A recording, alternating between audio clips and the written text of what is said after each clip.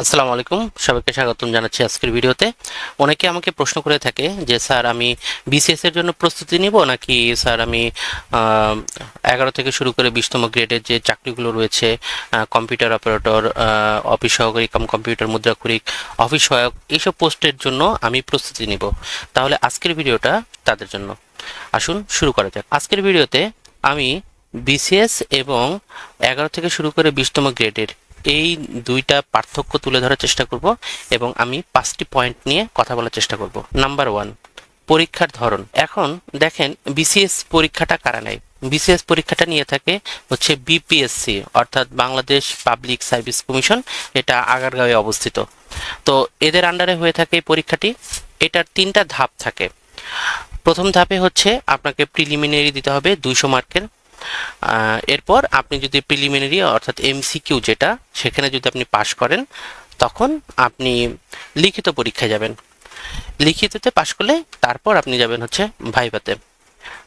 এবং অপরদিকে আপনি যদি একটু খেয়াল করেন তাহলে দেখতে পাবেন 11 থেকে শুরু করে 20তম গ্রেডের এটিও 3টি ধাপেই পরীক্ষাটা হয়ে থাকে, তবে এটা একটু ভিন্ন।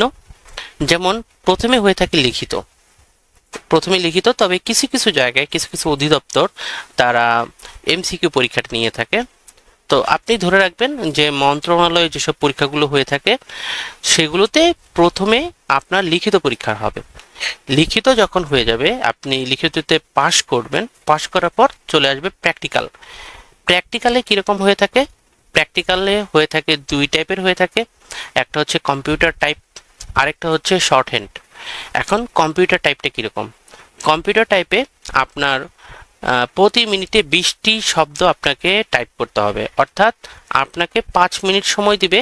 5 মিনিট সময়ের মধ্যে আপনাকে 100 শব্দ টাইপ করতে হবে এবং সেটা 5%-এর কম ভুল অথবা 5টার কম ভুল থাকতে হবে।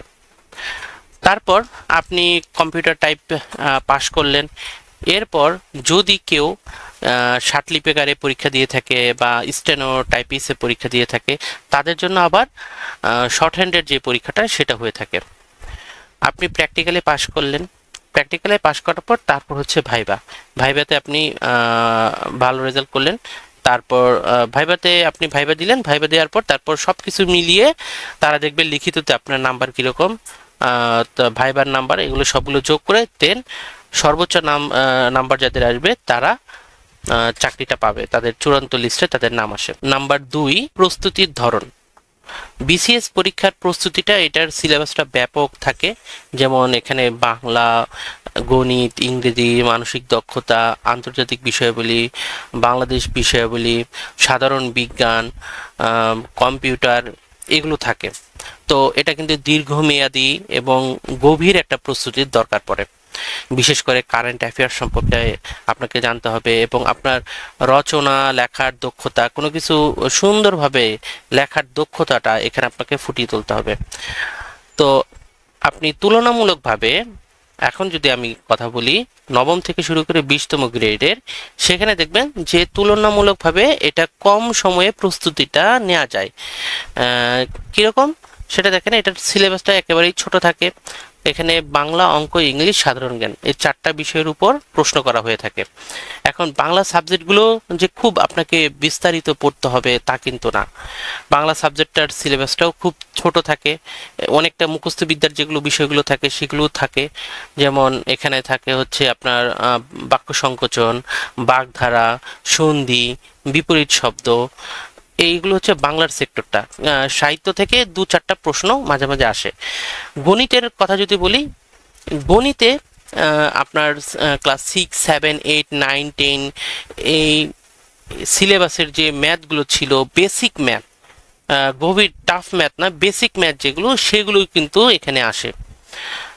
তো কি কি অধ্যায়গুলো যদি আমি বলি, সেটা হচ্ছে শতকরা, লাভ ক্ষতি, সুদ কষা, ঐকিক নিয়ম, হ্যাঁ, এগুলো, নৌকা স্রোত, নল চৌবাচ্চা, এইসব রিলেটেড, অনুপাত, পিতা ও পুত্রের অঙ্ক, এই রিলেটেড ম্যাথগুলো বেশি থাকে তারপর বীজগণিতের বেলা যদি বলি, সেখানে থাকবে হচ্ছে বর্গের মান নির্ণয়, ঘনের মান নির্ণয়, উৎপাদকের বিশ্লেষণ, সূচক থেকে অল্প কিছু ম্যাথ আসে, ধারা থেকে অল্প কিছু ম্যাথ আসে, ত্রিকোণমিতির যেটা হচ্ছে দূরত্ব উচ্চতা, খুঁটির অঙ্ক যেগুলো, এগুলো আসে।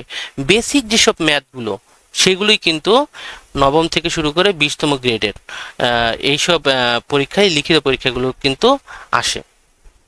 আর আমি যদি ইংরেজি সিলেবাসটা বলি, সেখানেও কিন্তু সিলেবাস কিন্তু যে খুব বড় তা কিন্তু না, হ্যাঁ, খুবই ছোট সিলেবাস। ধরেন আপনি আপনার ইংরেজিতে আসতেছে ট্রান্সলেশন, ইডিয়ম ফ্রেজ, প্রিপোজিশন, এই 3টা টপিক কিন্তু খুবই ভাইরাল, এগুলো বেশি আসে, এগুলো একটু মুখস্থ বিদ্যার মতো। তো এগুলো ছাড়াও গ্রামারের মধ্যে আসে হচ্ছে narration, voice change, transformation sentence, এবং আপনাকে প্যারাগ্রাফ লিখতে বলবে, অ্যাসে লিখতে বলবে অল্প শব্দের মধ্যে। অনেক সময় দেখা যায় যে তারা বলতেছে যে তুমি ন্যাশনাল ফ্ল্যাগ নিয়ে 10টা বাক্য লেখো, বা শহীদ মিনার নিয়ে 10টা বাক্য লেখো, ইংরেজিতে লেখো। এই টাইপের খুবই ইজি এবং সিলি, আপনি যদি একটু চেষ্টা করেন তাহলে কিন্তু আপনি পারবেন। তো আসুন এখন 3 নাম্বার নিয়ে কথা বলি। নাম্বার 3, প্রতিযোগিতার অবস্থা। প্রতিযোগিতার অবস্থাটা কিরকম? বিসিএস এর প্রতিযোগিতাটা কিন্তু অনেক বড় একটা প্রতিযোগিতা। এখানে প্রতি বছর দেখা যায় প্রায় কয়েক লাখ প্রার্থী আবেদন করেন। আর এখানে দেখা যায় যারা একটু মোটামুটি, যাদের বেসিকটা ভালো, যারা স্টুডেন্ট ভালো, তারা আবেদন করে থাকে। অনেকে আবার যারা স্টুডেন্ট ভালো না তারাও আবেদন করে থাকে। তবে মূল ফাইটটা কিন্তু হয় যারা স্টুডেন্ট ভালো তারাই কিন্তু এখানে আসে, তারা চেষ্টা করে যে ভালো কিছু করবে। আর অপরদিকে নবম থেকে শুরু করে 20তম গ্রেডের যে আপনি যদি দেখেন, আবেদনকারীর সংখ্যাটা কিন্তু খুবই কম থাকে। বিশেষ করে এখানে আসলে আসতে চায় না, এটার একটা ভয়টা কাজ করে যে কম্পিউটার টাইপ, অনেকেই কিন্তু কম্পিউটার টাইপ পারে না, এই ভয়টা কাজ করে। এই জন্য দেখা যায় যে ভালো স্টুডেন্ট যারা, এরা কিন্তু আসতে চায় না। তবে এখন কিন্তু যারা ভালো স্টুডেন্ট, যারা বেসিক ভালো, তারা কিন্তু আসতে চাচ্ছে বা চেষ্টা করছে। আরেকটা ভয়ের কারণ যেটা থাকে সেটা হচ্ছে শার্টলিপি বা শর্ট হ্যান্ড পরীক্ষাটা।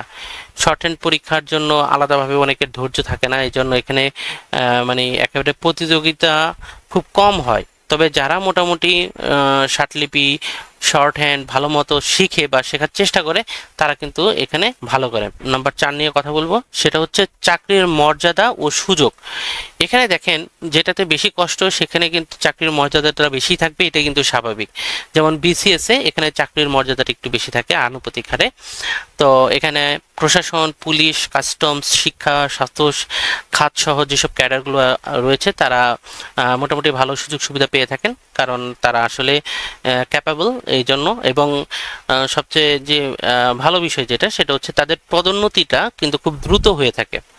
অপরদিকে নবম থেকে শুরু করে 20তম গ্রেডের যারা সুযোগ সুবিধা যেগুলো পেয়ে থাকেন কর্মচারীরা, তারা সরকারি চাকরির যে নিয়ম আছে সেই নিয়ম অনুসারেই কিন্তু সুযোগ সুবিধাগুলো পেয়ে থাকে। তো এখন দেখা যাচ্ছে যে অফিস সহায়ক পোস্টে ভালো ভালো যারা ছেলেমেয়েরা পড়াশোনা করছেন, মাস্টার্স কমপ্লিট করেছেন, অনার্স কমপ্লিট করেছেন, তারাও কিন্তু দেখা যাচ্ছে অফিস সহায়ক পোস্টে অ্যাপ্লিকেশন করছেন, অফিস সহকারী পোস্টে অ্যাপ্লিকেশন করছেন।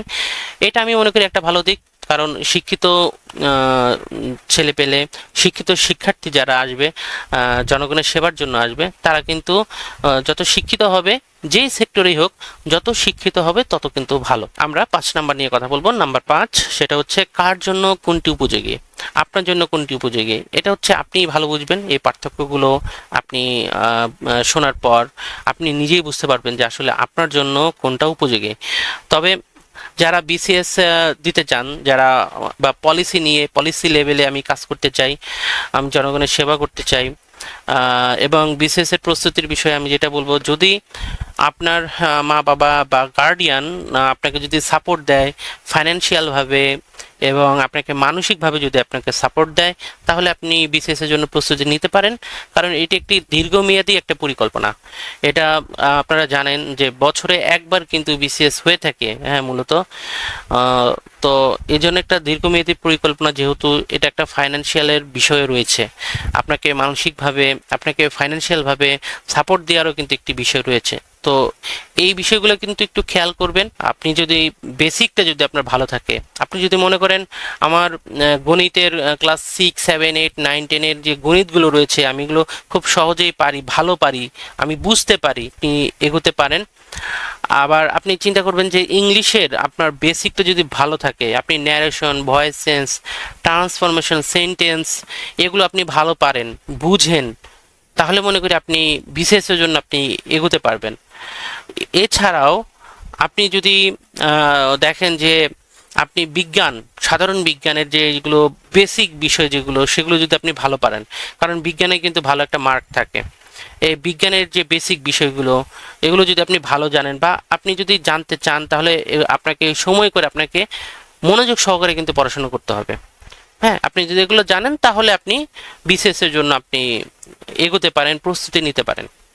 অপরদিকে আপনি যদি মনে করেন যে না, আমার ফাইন্যান্সিয়াল ক্রাইসিস আছে, আমাকে খুব দ্রুত একটা সরকারি চাকরি পেতে হবে, আমাকে আমার ফ্যামিলিরকে সাপোর্ট দিতে হবে, তাহলে আমি মনে করি যে অল্প সময়ে যদি আপনি চান যে আমি একটা সরকারি চাকরি চাই, তাহলে আপনি 11 থেকে শুরু করে 20তম গ্রেডের মধ্যে যেসব সরকারি চাকরির যেসব পদগুলো রয়েছে সেগুলোর জন্য আপনি প্রস্তুতি নেন।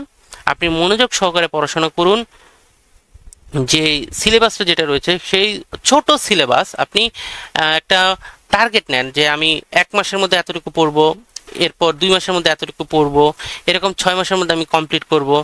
হ্যাঁ, এবং আপনি প্রতিদিন আপনাকে টাইপ করতে হবে, প্রতিদিন আপনাকে টাইপ করতে হবে। আপনি যদি এরকম করেন, আপনি 6 মাসের মধ্যে কিন্তু আপনি যোগ্য হয়ে যাবেন। দেখবেন যে আপনি তখন রিটেনে টিকছেন, আপনি প্র্যাকটিক্যালে টিকছেন, আপনি ভাইভায় যাচ্ছেন। আপনি যদি ভাইভা দিতে থাকেন, দেখবেন ইনশাল্লাহ একটা সময় আপনি খুব অল্প সময়ে আপনার সরকারি চাকরিটা হয়ে যাবে। এটা হচ্ছে কাদের জন্য? যাদের ফাইন্যান্সিয়াল ক্রাইসিস রয়েছে, যারা মনে করে যে আমার অতি দ্রুত একটা সরকারি চাকরি পেতে হবে, তাদের জন্য।